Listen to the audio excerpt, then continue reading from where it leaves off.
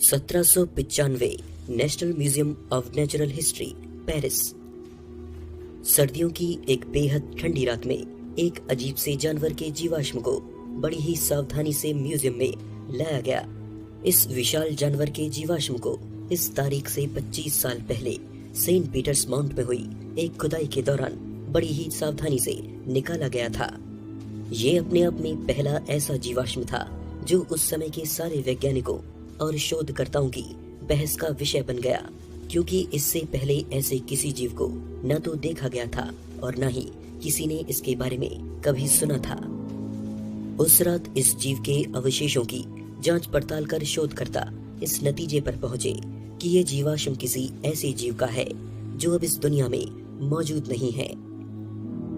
Dinosaur के पहले जीवाश्म की खोज से पूर्व किसी ने ये सोचा भी नहीं था कि ऐसी हजारों तरह की प्रजातियां सुदूर इतिहास में धरती पर अपना कब्जा जमाई थीं। लेकिन इस घटना के बाद सब बदलने वाला था। आज से करीब 25 करोड़ साल पहले पृथ्वी पर रेप्टाइल्स का राज था, जमीन पर, आसमान में और यहाँ तक कि पानी के अंदर भी। लेकिन इनकी शुरुआत आखिर कहां से हुई, आइए जानते हैं।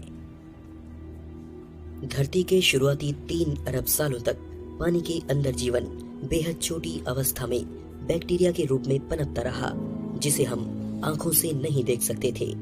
उसके बाद आज से करीब 65 करोड़ साल पहले जीवन ऐसी अवस्था में आया जो नग्न आंखों से देखा जा सकता था।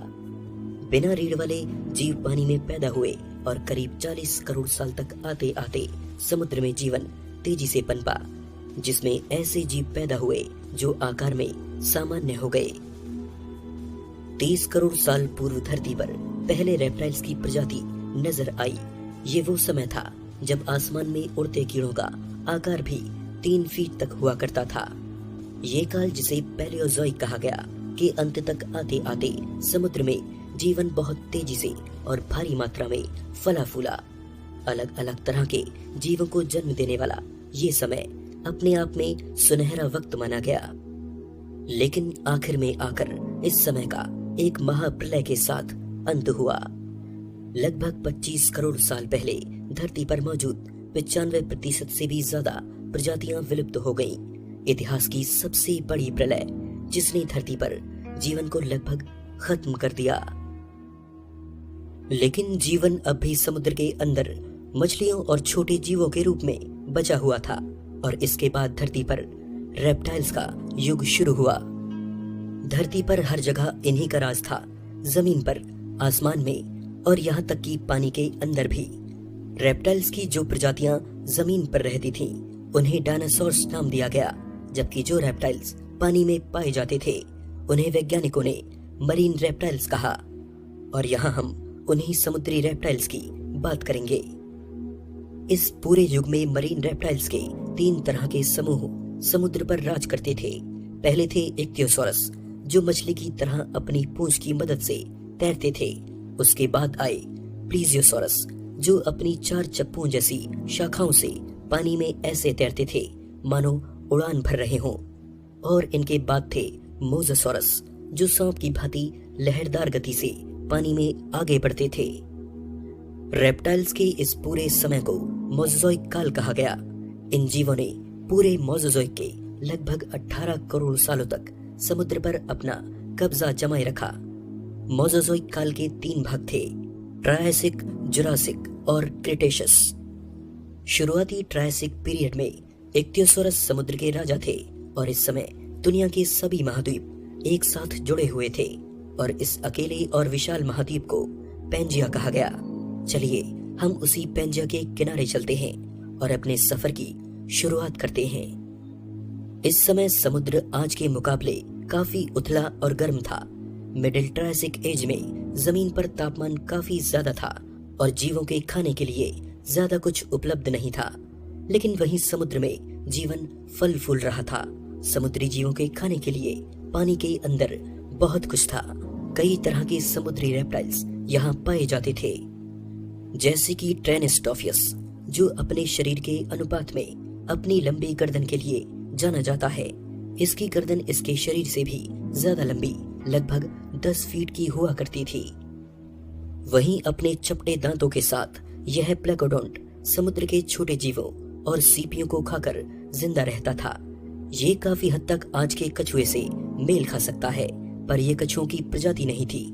लेकिन इन्होंने भी अपनी पीठ पर कछुए जैसा सख्त कवच विकसित कर लिया था, जिससे इन्हें दूसरे बड़े समुद्री रेप्टाइल से सुरक्षा मिल सके।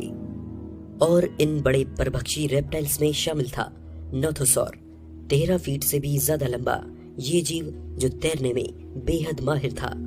उस वक्त के सबसे खतरनाक समुद्री परभक्षियों में गिना जाता था। लेकिन ये इतना तेज नहीं था कि मिक्सोसॉरस को पकड़ सके।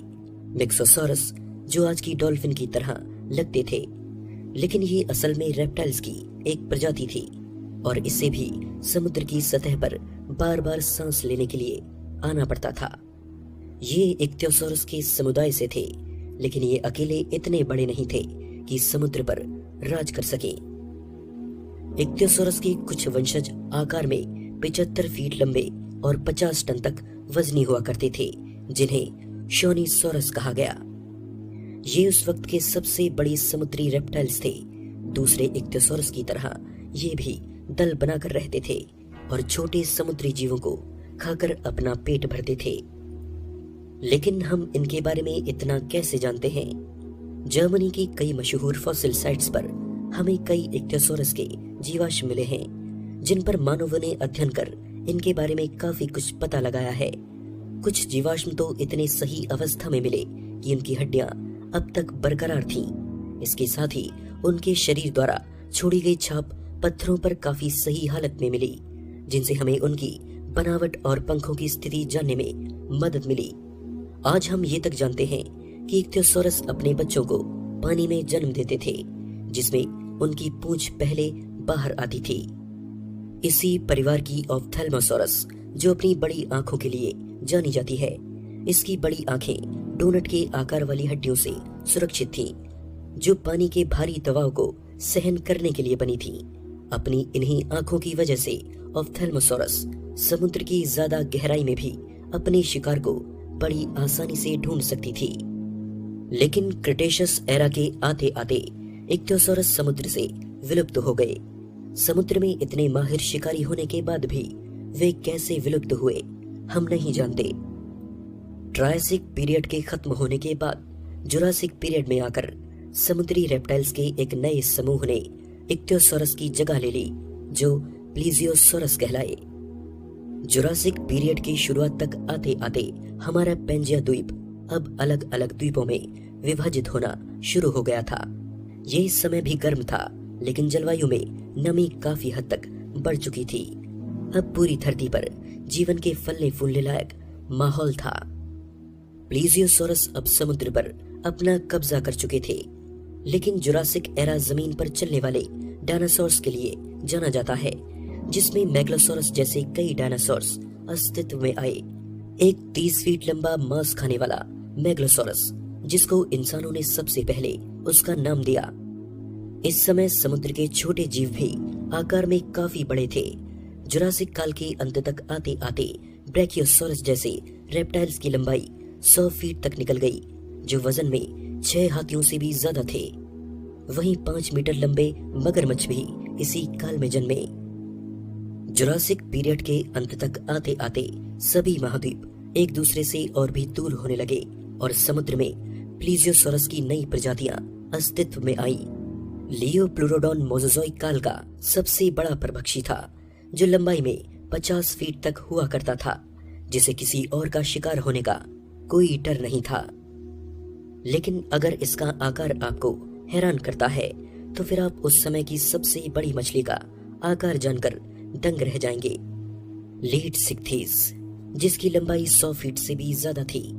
वैज्ञानिकों का मानना है कि हमारी जानकारी में धरती के समुद्र में जन्मी ये अब तक की सबसे बड़ी मछली थी। वक्त बीता और 3 करोड़ साल बाद नए परभक्षियों की जगह क्रोनोसॉरस ने ले ली। आकार में 34 फीट तक बढ़ने वाला ये जीव उस समय की समुद्री फूड चेन में सबसे बड़ा परभक्षी था। प्लीजियोसॉरस परिवार में पैदा हुए रेप्टाइल्स डायनासोर्स के खत्म होने तक अस्तित्व में रहे। क्रिटेशियस पीरियड के अंत तक आते आते मोज़ोज़ोइक काल खत्म होने वाला था, लेकिन ये वक्त था मोज़ोसॉर्स का। इस वक्त दुनिया के सभी महाद्वीप एक दूसरे से काफी दूर हो चुके थे, लेकिन यूरोप का एक बड़ा हिस्सा अब भी पानी के नीचे था। जलवायु काफी हद तक आज की ही जैसी थी, लेकिन आज के मुकाबले थोड़ी गर्म। हमेशा की तरह अब भी समुद्री घोंगे और दूसरे छोटे जीव सबका पसंदीदा खाना थे, लेकिन इस समय प्लीजियोसॉरस अब समुद्र के राजा नहीं थे, बल्कि दूसरे परभक्षियों ने फूड चेन में सबसे ऊपर अपनी जगह बना ली थी।